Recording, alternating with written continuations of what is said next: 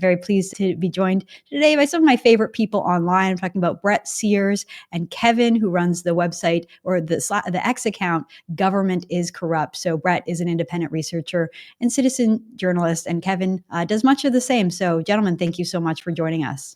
Thanks for having us back on. Thank you, Candice.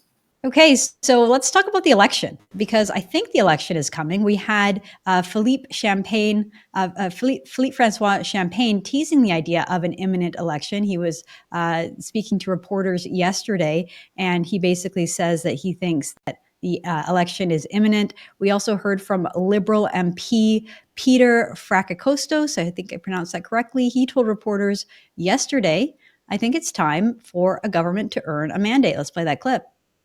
Is it better for the Liberals to have an election sooner than later to try to keep some of this polling momentum going? Look, I think the country is asking for an election. I do hear that. I think it's time for a government to earn a mandate to take on what is the foremost threat right now, and that's Donald Trump and the U.S. government, which was once an ally and now is perhaps not. So you can hear that he wants to have an election. I mean, I think that's correct. I don't think that Mark Carney has a mandate or has any legitimacy to the Canadian public right now. But then you can already tell he's kind of prepositioning that this election is going to be all about Donald Trump, and that's why they need an election. Bret, what do you think? Do you think that we're going to have an election called right away? And if so, what's going to be the major issue there? Yeah, I think we're going to have an election pretty soon. I mean, if you're looking at the polls, I mean, I don't, as much as I trust the polls, but they're showing that the Liberals are gaining a lot of ground. Some polls even have the Liberals ahead of the Conservatives. And I think that right after selecting a new leader in Mark Carney would be the best time for them I think that in their opinion, now would be the best time to call an election if they're going to try to win. So I think we'll have one. Like Pierre Poilievre has set this up as a carbon tax election. We have Carney saying he's going to cancel the consumer carbon tax anyway. It's kind of, that issue has kind of taken a backseat to everything that's been going on with Donald Trump and the tariffs. And I think that that's going to be the ballot box question here coming up to the next election. What we're kind of seeing is it seems to be the parties, the Liberals and Conservatives, NDP, Green, who's going to be the toughest on Trump. I don't know that that's necessarily a wise strategy. Perhaps it is for the Liberals / NDP, but I would personally like to see if the Conservatives want to gain some ground. I think that they should try more of a friendly approach with the Trump administration. And this message is for the YouTube audience. We love the YouTube audience. Everybody, thank you so much for following our content and supporting us at Juno News. I'm going to ask for one thing. Please take a second to like this video. Every time someone likes the video, it helps expand our reach. We can reach more like-minded Canadians just like yourself who care about the truth and have a bit of common sense. So like the video, leave us a comment, tell us your favorite part of the show, and don't forget to subscribe to the channel so that you never miss an update. And if you want to watch full episodes of my show, The Candice Malcolm Show, head on over to junonews.com. We record the show live every morning at 11 a.m. Eastern Time, and consider becoming a subscriber. Support independent news, support independent journalism. Thank you so much. Back to the episode. I'd like to see that too. I mean, I think that if you have Trump derangement syndrome and you're anti-American and you don't like what's happening in the South, you have lots of parties to vote for, right? The Liberals are right there. The NDP are trying to outdo the Liberals as usual by going further to the left. And then you have the Green Party with the crazy lady who's just constantly embarrassing herself and all of us, Elizabeth May.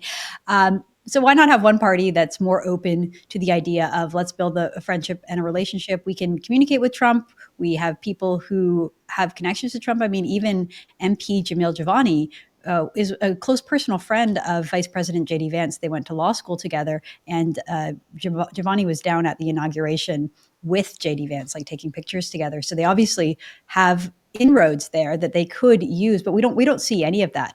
Instead, we see Pierre Poilievre also trying to take the tough guy routine with Trump. Trump said that Poilievre is not a MAGA guy. And I think that Pierre Poilievre has been using that message to echo, like, no, I'm not that kind of conservative. I'm not part of that part of the new right, which I don't know if that's a mistake or not. What do you think, Kevin? I can tell you that just by, Bret called about the polling, but, I don't really focus too much on the polling. I look at Polymarket, right? It's much more accurate because, it's people that actually have skin in the game, people that make bets. And a month ago, the likelihood of Pierre Poilievre winning the next election was at about 85%. Today, it's 59%. So everything that he's been saying over the last month has clearly not done him any favors when it comes to, the polling does show a similar trajectory, but, it does not do any favors when it comes to his likelihood of, forming the next government. And it's pretty clear that he's lost his majority lead, even if he does win the next election. He's not going to win a majority. It's going to be a minority government at best. And then what happens then? You're going to have the Liberals, team up with the NDP or whatnot, and try to create some sort of coalition to topple the government in 12 to 18 months. That is the most likely scenario. And the worst case scenario, for Pierre Poilievre, is that he loses the election altogether, and the Liberals go on to form a minority or even a majority government. I don't think they would form a majority government, but a minority government is likely, is in the cards. So it's going to be a minority government 100%. It's just a matter of who is going to be the opposition and who is going to be the prime minister. Well, I hope you're wrong. I hope that it hasn't swung that badly, because to me, if Canadians are that sort of forgiving, maybe naive to give the Liberals basically a fourth term, given that Mark Carney was Justin Trudeau's advisor and that they seem to see eye to eye. Even yesterday, he said it will be a very seamless transition. Of course it will, because Carney has been the one advising Trudeau, and presumably they have the same people working on their campaign, the same team. That's what Warren Kinsella, a Liberal insider, wrote on X a few months ago. I want to pull this element into it as well, though, because there's this article in iPolitics saying that Mark Carney has not yet reached out to the NDP about prolonging the current government. This was the fear that a lot of us had, that once Mark Carney became prime minister, rather than going to the public for an election, he would try to make another backroom deal with Jagmeet Singh. We know that Jagmeet Singh is always willing to make a deal with the Liberals, because when he does, it gives him more power and allows him to stay in office longer. I think that one of the biggest losers out of the last session of Parliament, I mean, obviously it was Justin Trudeau. He did so poorly that he had to resign afterwards. But I think now the Canadian mind is focused on Jagmeet Singh for being the person, the accomplice, the person that propped up that government for so long. And so if there's one good thing that Mark Carney is doing so far, it seems it might be icing out Jagmeet Singh and saying, I don't need you anymore. I don't want to do a coalition with you. You're out of the picture. I'm going to take this on my own, go to the people, go to the Governor General and demand an election, ask for an election. That would be the best course of action. And it would be kind of delicious and fulfilling for Jagmeet Singh to be sidelined in that way. And that does appear to be what is happening. What do you think, Bret?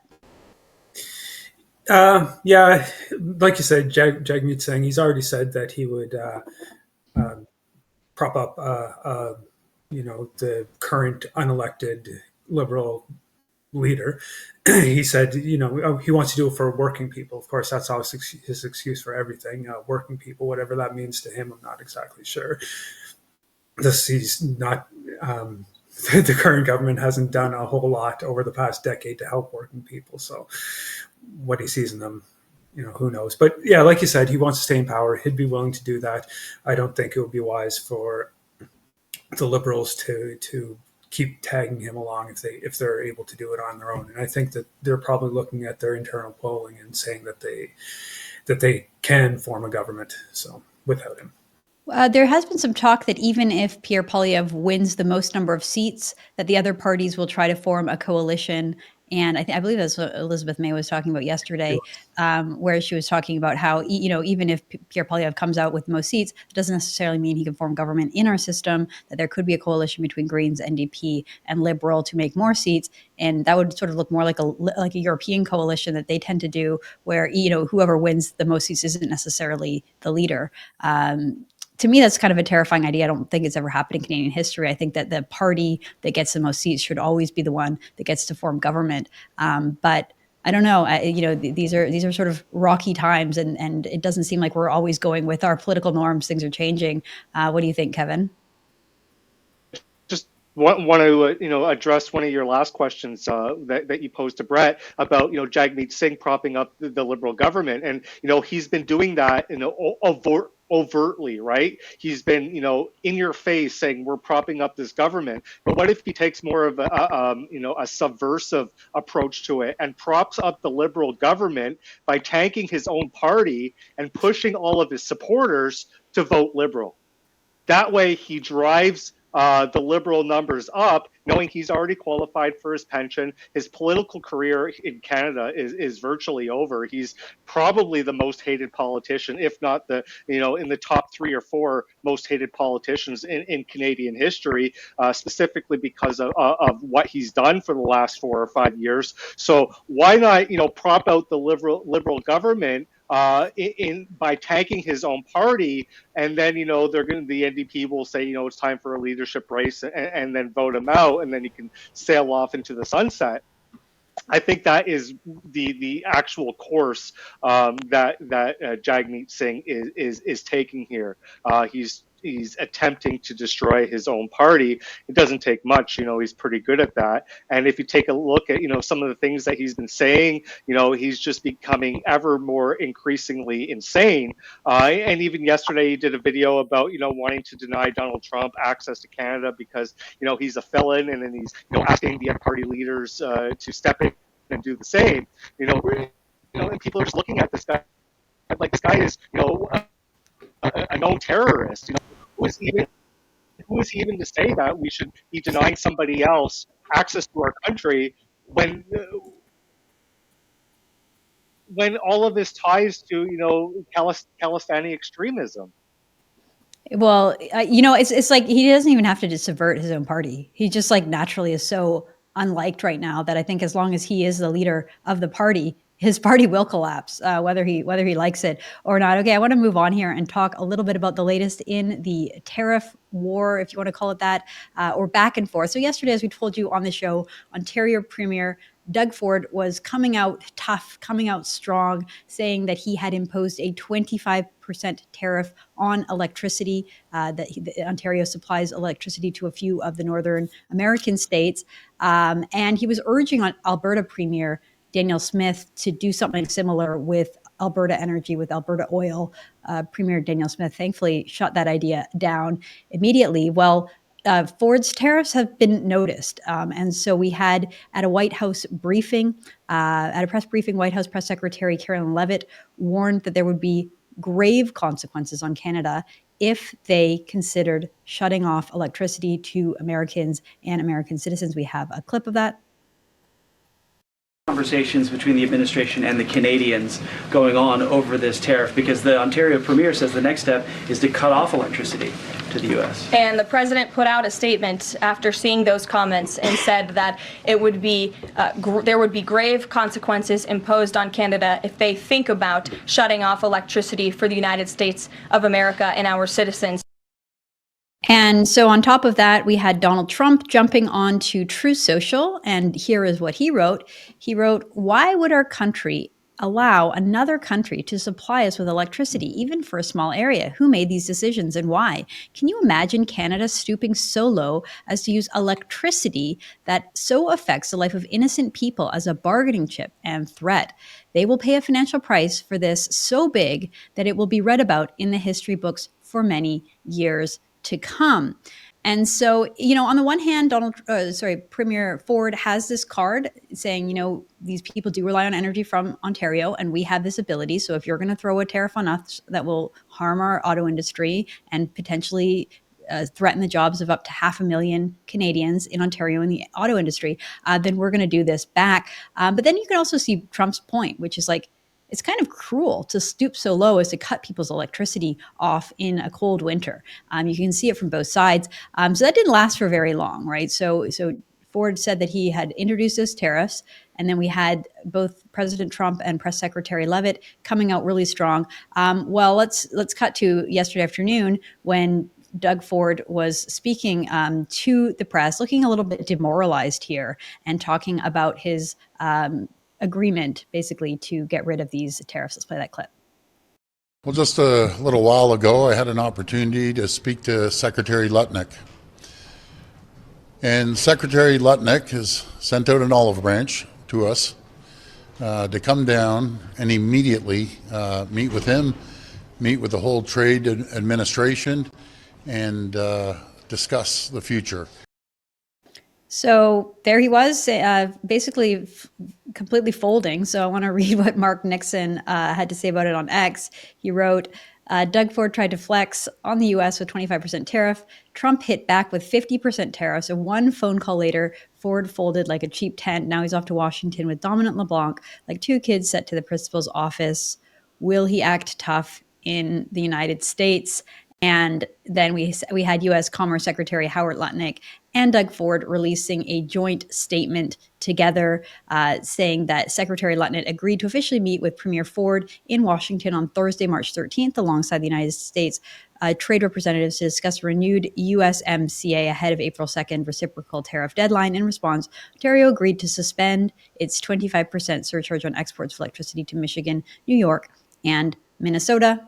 So it looks like, Bret, that, I mean, after all that tough talk, I don't know if Ford considers this a win.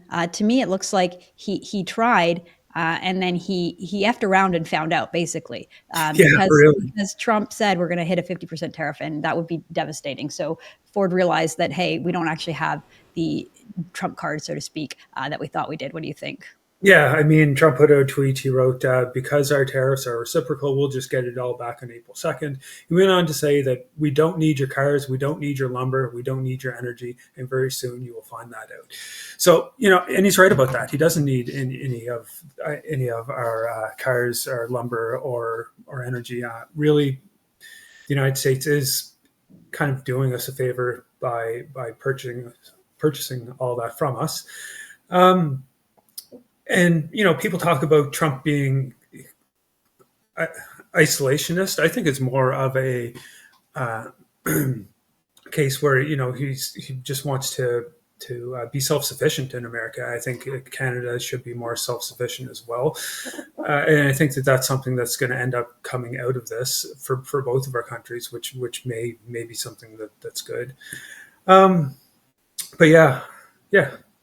Well, it's interesting. So we had Donald Trump responding to all of this. So yesterday outside the White House, he was speaking to reporters. He confirmed that the electricity surcharge had been dropped, and he complimented Doug Ford. So this is sort of just quintessential Donald Trump, the way he speaks, complimenting Doug Ford, calling him a strong man, and saying that they had reached a deal. Let's play that clip. Already Canada, and I respect very much. As you know, there's a very strong man in Canada who said he was going to charge a surcharge or a tariff on electricity coming into our country. He's always called and he said he's not going to do that. Okay, he's not going to do that. And it would have been a very bad thing if he did, and he's not going to do that, so I respect that. So, I mean, you could call it a win. I don't know. To me, again, Ford comes across as a little bit of a blustering fool, but I mean, if the goal here is to get the meeting, go down to Washington, have the conversations, eliminate these tariffs, then I don't know. Maybe it's a win. What do you think? A very strong man, he called him. Yeah. So, I mean, yeah, if that was his goal to go and get those meetings, you could consider it a win in that sense. We have premiers acting like the Prime Minister of Canada right now, which is, kind of crazy to think about. I mean, Danielle Smith was able to meet with him at Mar-a-Lago without taking this approach of threatening to cut off oil to the United States. So there's definitely other routes he could have went about it. I am pleased to see the way that Trump reacted to that in kind of a friendly way. It seems to me that if and when Pierre Poilievre becomes prime minister, he may be able to walk back some of his comments about talking tough and not taking off the tariffs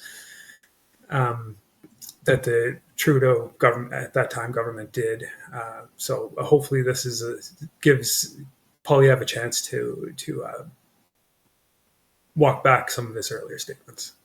Well, I hope so. I think that if anything, we should use this as an opportunity to liberalize our markets And I don't know if let's stick with Doug Ford for a minute, because one of the things that I noticed earlier this week is that Doug Ford is out there complimenting the Liberals. So during a press conference on Monday, he was praising Prime Minister Justin Trudeau, saying that he was always willing to put ideology aside for the good of the country. I never saw that version of the Prime Minister, but this is what Doug Ford had to say.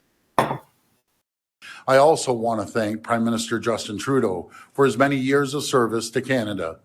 You know, we didn't always agree, but when it mattered, Prime Minister Trudeau was always willing to put party and ideology aside for the good of the country. Was? I missed that. Okay. Then Doug Ford continues. He was speaking on MSNBC, and he began praising Mark Carney, saying that he's a very bright individual and he understands finances like no other person. Let's play that clip. You guys are going through a transition in leadership as well. You're about to have a new prime minister, Mark Carney. Yes. Have you spoken to him since he won, and where do you expect him to take this fight? Well, I spoke to him yesterday. He's a very bright individual. He understands finances like no other person. So I guess Doug Ford is just a federal liberal now. I don't know how else to understand why he's out there doing this. There's no reason for it. There's no point. I mean, he's already won his reelection, and I don't know that he's going to try to convince left-wing Americans on MSNBC that they're that Canada's in good hands now. What do you make of all this, Kevin? Well, if you take a look at it, his track record of supporting the Liberals just started back in 2020. When he came out and what he did during the COVID with, shutting down businesses right in line with the Liberal government, supported Justin Trudeau's Emergency Measures Act, was in Ottawa preaching about, it's time to end this and, send the people home and get Ottawa back to business. So, he's fallen in line with the Liberal government for a very long time. And, it's been my view that, that one of the most dangerous types of politicians in Canada is a red conservative, people that run under the conservative banner, but are actually, liberal in nature. And I believe even his brother, before he died, called him a pinko, right? So, basically a communist. This is who Doug Ford is. And this Team Canada approach, right? Quote, quote, Team Canada, we're all in this together, elbows up. That is, an election strategy. That's a re-election strategy coming from the Liberal government. This is a marketing strategy. So the only benefit that Doug Ford is doing is to the Liberal Party itself. So, one has to, understand, or maybe we have to become more clear as to, where Doug Ford's finances are coming from. It would be nice if we could, forensically audit our politicians to find out, who they swear allegiance to, because it's obviously not the people anymore, and it's not just Doug Ford. This is, this is everybody. But it's clear that, and Doug Ford has said, multiple times, more than once, that he enjoys talking to Chrystia Freeland.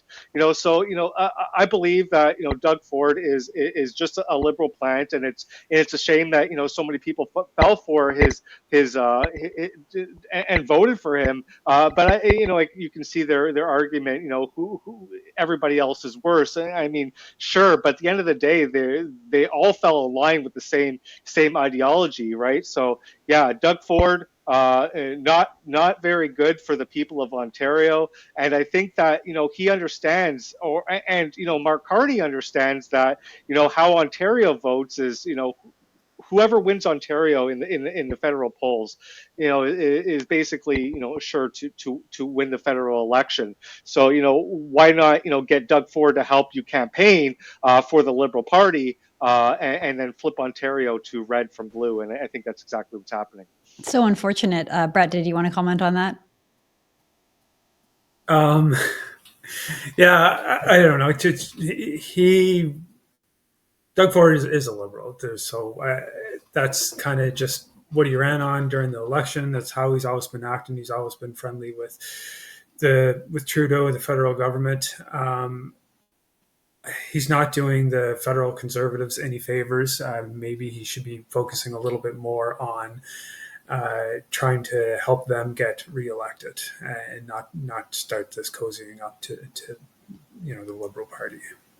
Well, I want to shift gears a little bit and still talk about this tariff and so-called trade war, but talk more about Canada's role in it. So President Trump recently said that Canada is charging between 200 and 250% tariffs on agriculture and dairy products. The Canadian agricultural community has sort of hit back against that. The legacy media has hit back against that. But the more that you look at Canada's system, the more you realize that we do have tariffs. So as much as we say that Trump is imposing tariffs and Canada is reacting with retaliatory tariffs, the truth of the matter is that Canada has tariffs and that Trump's tariffs are actually retaliating against ours. So we looked into it a little bit. Canada has a supply management system. You might have heard about that before. And so this idea of a 250% tariff, well, the reality is that that tariff doesn't even often kick in because it doesn't kick in because the market is mostly blocked from outside dairy and specifically things like milk and cheese from coming in. So it says, according to our USMCA agreement, it says that this tariff would only apply if we were able to reach and exceed the quota on U.S. dairy exports agreed under the USMCA agreement. Frustratingly, the U.S. has never gotten close to exceeding this quota because Canada's erected various protectionist measures that fly in the face of their trade obligations. Canada's protected its dairy products under supply management, which are policies that are designed to protect Canadian farmers, block foreign competition, block foreign eggs, poultry, and dairy from accessing our domestic market. So really, I mean, it is the tariffs that are there, but it's also supply management and the system. And, this used to be something that conservatives opposed, right? Like when Prime Minister Stephen Harper was in power, I remember there was like a large debate within the Conservative Party as to whether or not, Harper proudly abolished the wheat board and said, we don't need central planners anymore. We're not living through Great Depression era times. Get rid of the wheat board. But then when it came to supply management of dairy, he refused. And more conservatives within the party were voicing their opposition to this policy. And in 2017, when the Conservatives were running a leadership candidate to replace Stephen Harper, Maxime Bernier, who was the front runner at a time, was running on a policy of abolishing supply management. He just barely lost that election to Andrew Scheer, who became the leader. And Andrew Scheer was very proudly pro-supply management, which contradicted his sort of free market ideas about how Canada's market should be run, like the Conservatives or the Free Market Party. Pierre Poilievre is also a proud advocate of the free market. I think that's one of the strongest things that he does. He's very articulate, very passionate about explaining why we need more free market reforms. Even when I sat down with him a few weeks ago, he was talking about Milton Friedman. He was talking about Austrian economics and the need to have like freer markets and a tighter control on our money supply. And yet, when it comes to supply management, they don't really talk about it anymore, and we just pretend it's not there, or we pretend that it's a good thing. Well, the Americans are noticing it, and it seems like now is a good opportunity for Canada to do something about that. And maybe it's time to dismantle it. I mean, from my perspective, it's way past time. Like, we should have gotten rid of this when we got rid of the wheat board. And yet, it seems like sort of it's become like a sacred cow in Canadian politics, where none of the parties are willing to. It's not that they're not even willing to criticize it. They're not even willing to acknowledge it or talk about it. They just deny it and say, like, Trump is wrong. Well, there is some truth here, which is that Canada doesn't operate in a free market. So this is one thing that I think is really important that we should get rid of. Kevin, I'll bring you in on this. I know you have some strong opinions about supply management. So what do you think? Yeah, so I live in the dairy capital of Canada, right? I'm in the eastern townships of Quebec. There's this is where the dairy comes from, and people have to understand supply management came into effect under Pierre Elliott Trudeau, who was people say he was a liberal, but he was actually NDP, right? He originally came from the NDP party, knew he wouldn't become prime minister under NDP, switched to the Liberals. So he's a communist. The supply management system is basically a USSR style system. It's a socialist style system that's designed to, eliminate competition and have the government in control of the market. And when Pierre Elliott Trudeau brought in this system. Fast forward to today, 80% of the small and medium sized family farms have been eliminated just because the price of the quota has gone up and up and up and up, and your small businesses can't afford it. So now they're forced to lease their land or sell their land altogether to the large conglomerates because they just can't afford. They just can't afford the quota, so it's absolutely destroyed. The small and medium-sized farming industry, specifically in Quebec, and if you take a look at how it works, right? They say in America, farmers get subsidies from the government, to offset the prices, which is true. They get subsidies, but if you take a look at how it's applied here, it's a regressive tax, right? Because it's a tax on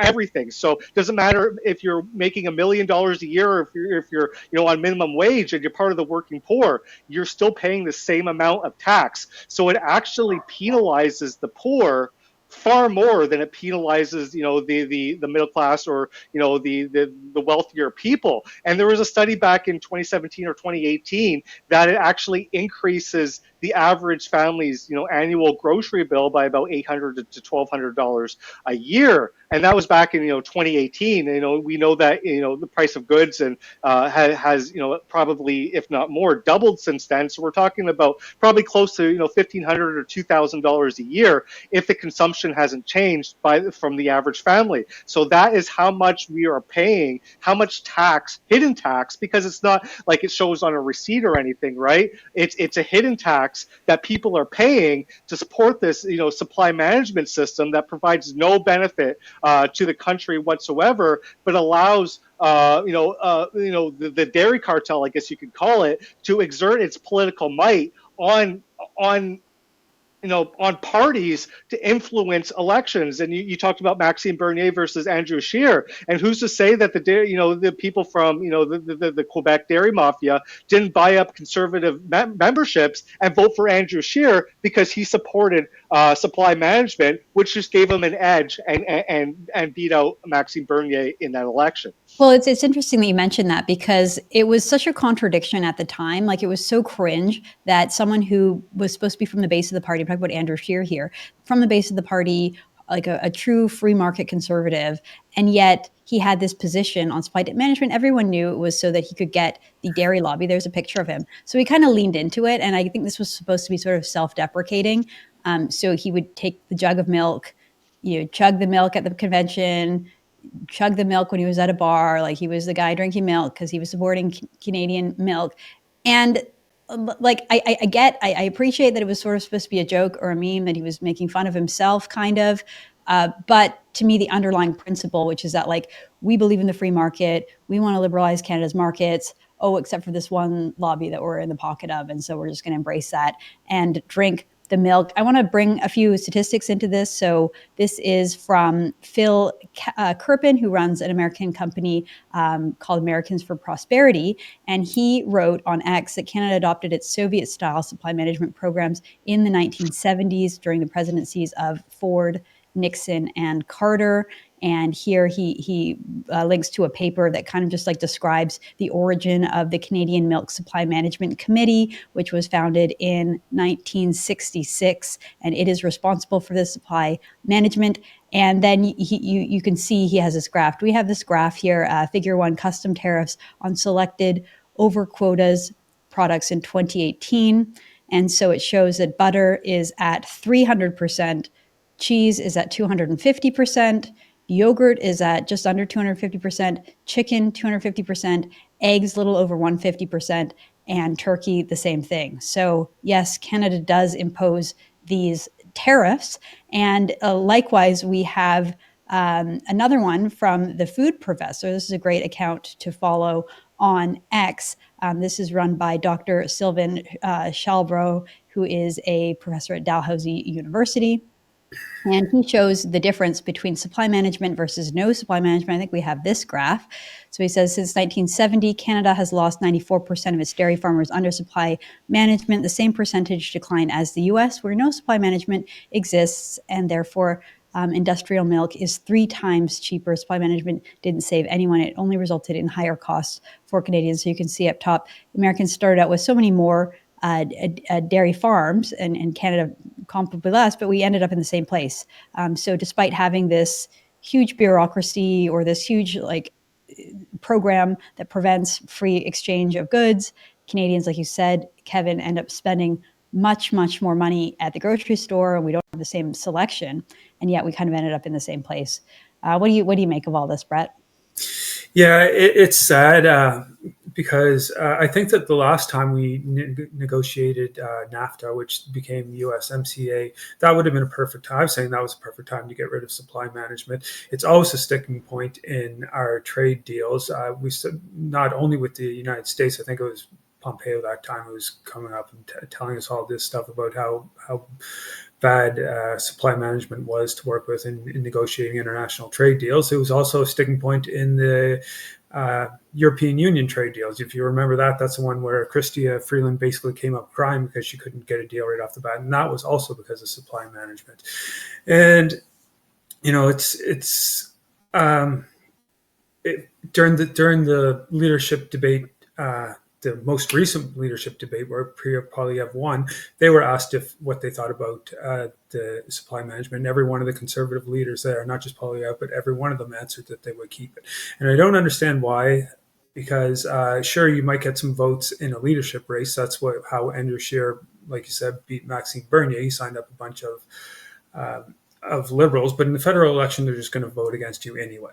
You know, they're going to vote for the Liberal Party because that's who gave them the socialist system. And I'm glad that you pointed out, Kevin, that this is a regressive tax, because it really is. You know, it does affect poor people the most. So if we have a chance right now with negotiations with Trump and the Americans and to get rid of supply management again. And I think we should take the opportunity to do this. It'd be best for Canadian consumers, but not only that, it'll be best for every other industry in Canada, because they all end up getting screwed over in these trade deals because of the protectionist of the dairy lobby. Well, I want to sort of put this final question out there. So we had all of the Conservative candidates agree on supply management. I mean, there's so many other issues that they all just kind of agreed when it came to the political left, whether it be on healthcare or social issues like abortion. It's like they've all just kind of come to the Liberal position to try to neutralize the issue so that it doesn't become a big deal in the election. But then we've seen the opposite happen with the Liberals, where all of the Conservative economic policies to do with getting rid of these damaging taxes like the carbon tax or the capital gains tax, and you've had Mark Carney come around. And so we have this situation where we're running it looks like we're heading into an imminent election. It could be called any day now. And it's hard to even know, from a policy perspective, what the major difference is. It almost just seems like it will come down to personality. Like, who do you like better, Pierre Poilievre or Mark Carney? Because when it comes to policies, I'm not really seeing a ton of daylight between the two. What do you think, Kevin? Yeah, Bret and I, we've been talking back and forth for a very long time. There is really no difference between, Pierre Poilievre and, Justin Trudeau, and I guess now with Mark Carney, specifically on the social issues. And you can say, yada, yada this or yada, yada that, but, it's in the name, progressive conservative. The progressive means that they're left leaning, right? So the federal party doesn't have that name anymore. But there's still a left of center party, specifically because of what we've talked about. They support the supply management. What would happen if Pierre Poilievre came out and said we want to dismantle socialized healthcare in Canada?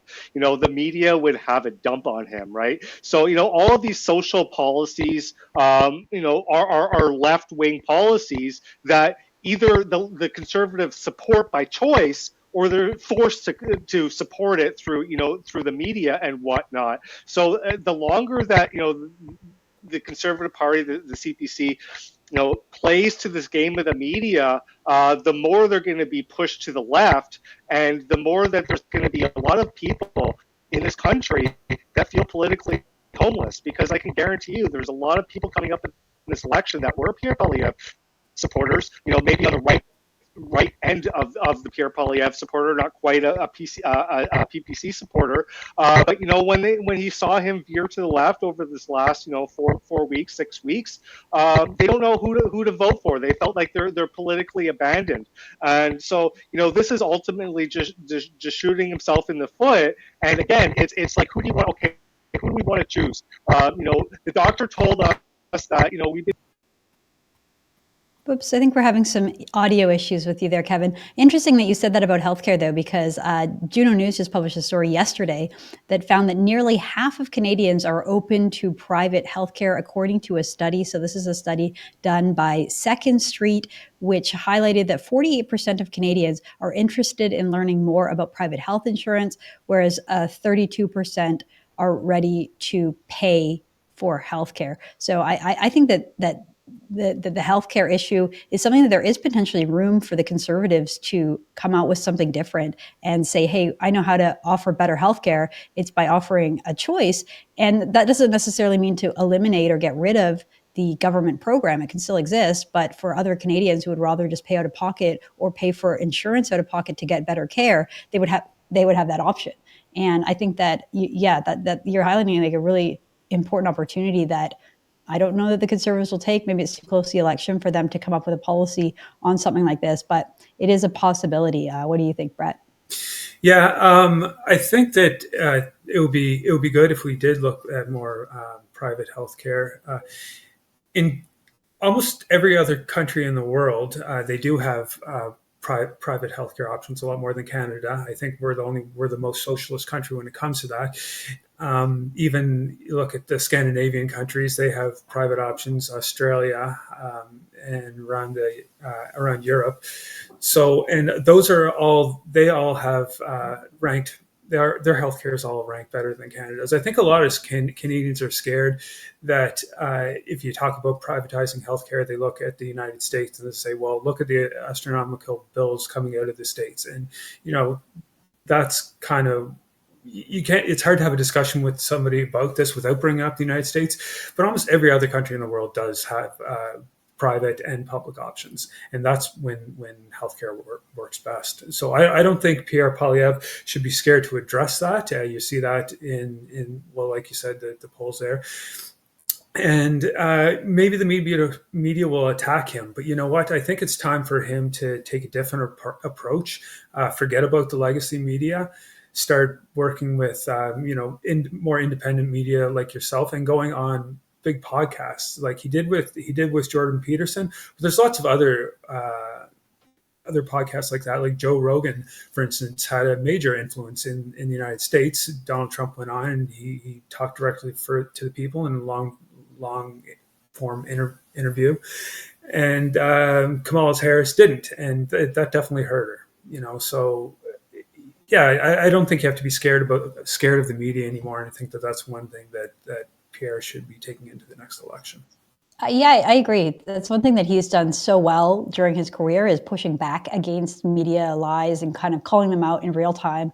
And I think that the other side of the equation is, well, if you're not going to talk to the legacy media so that people can get to know you, you have to do it elsewhere. He's pretty good about reaching Canadians directly through his own social media. But I agree. I think that Donald Trump going out onto podcast during the election in the States really helped. And it helped J.D. Vance as well, because J.D. Vance was sort of new to the national scene and no one really knew him. And the Democrats were trying to paint him as weird. That was the narrative in the media, that he was a weird guy.